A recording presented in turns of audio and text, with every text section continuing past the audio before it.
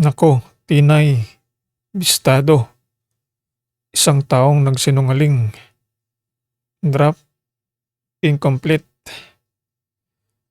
Ito na naman ang ating update, Papa Edo.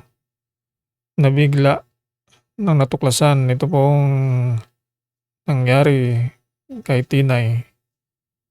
Tapos ang mahigit isang taon na pag-aakala ni Papa Eds na itong si Tinay ay nag-aaral ng mabuti ay biglang natuklasan na ito pala ay hindi na pumapasok at hindi na nag-aaral. Kabigla-bigla ito pong nangyari kay Tinay na ikinagulat ng mga sponsor, pati rin ng kanyang mga magulang. Ganon din ng mga kaibigan katulad nila Early at iba pang mga beneficiary na nag-aaral na tinutulungan nila Papa Edo. Ang mga sponsor ay nadismaya sa nangyari kay Tinay. Hindi pinahalagahan ang ginagawang pagtulong.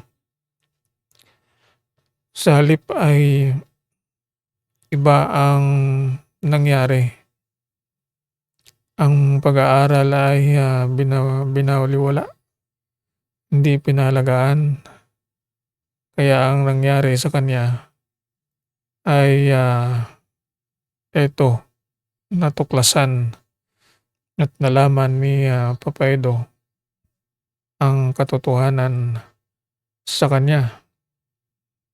Dismayado talaga at nalungkot kung si Papa Eds ito kay Tinay.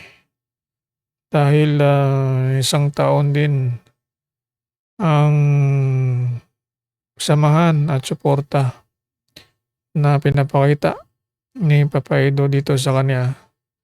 Balit ang ginawa ay hindi pinalagahan itong pag-aaral niya. Na ito dapat ay magawa lamang pang magkaroon ng magandang bukas ang kanyang pamilya, ang kanyang mga magulang. Pero hindi niya pinalagaan itong pagkakataong ito na binigay sa kanya. Kaya dismayado itong si Papa Eds ito sa ginawa ni Tinay na hindi pasok at hindi pagpapahalaga dito sa kanyang pag-aaral. Nakakalungkot ang mga ganitong pangyayari.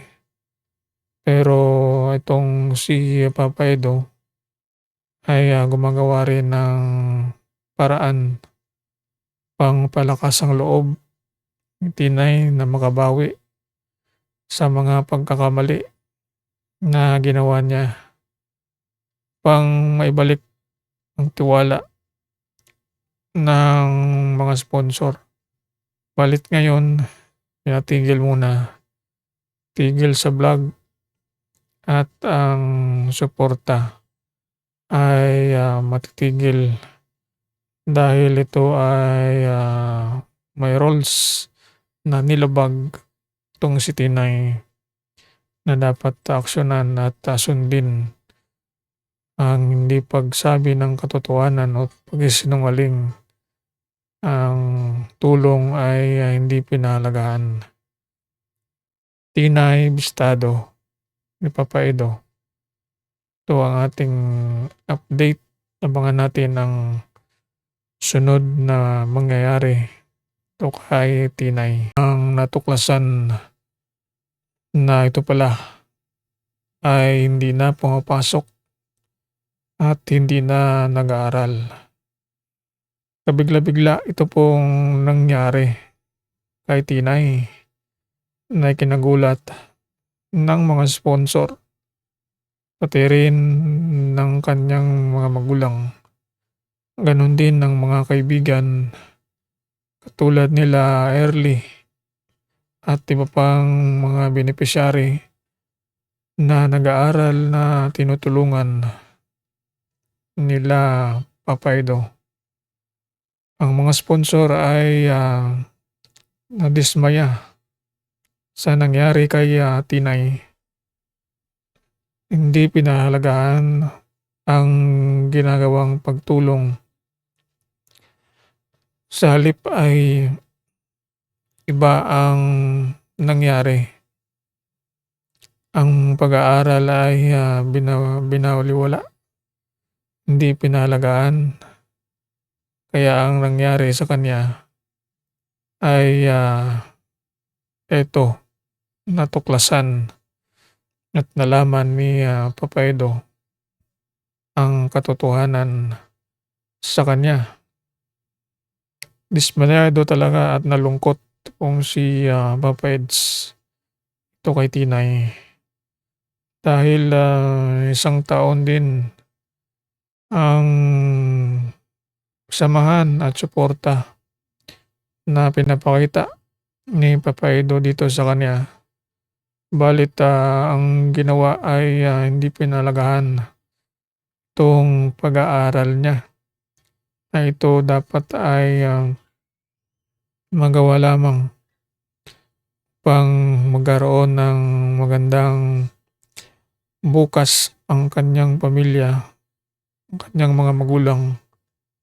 Pero hindi niya pinalagahan itong pagkakataong ito na binigay sa kanya.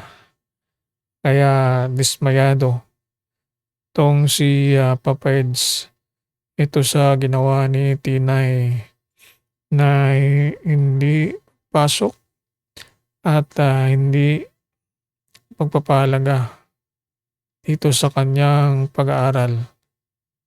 Nakakalungkot ang mga ganitong pangyayari. Pero itong si Papa Edo ay gumagawa rin ng paraan pang palakas ang loob ni Tinay na makabawi sa mga pagkakamali na ginawa niya. Pang maibalik ang tiwala ng mga sponsor. Balit ngayon, pinatigil muna.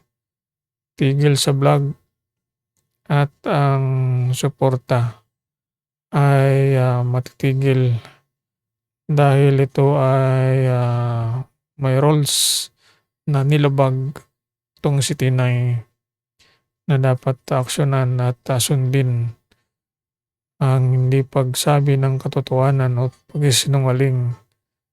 Ang tulong ay hindi pinahalagahan. Tinay Bistado ni Papa Edo. Ito ang ating update. Abangan natin ang sunod na mangyayari ito kay Tinay.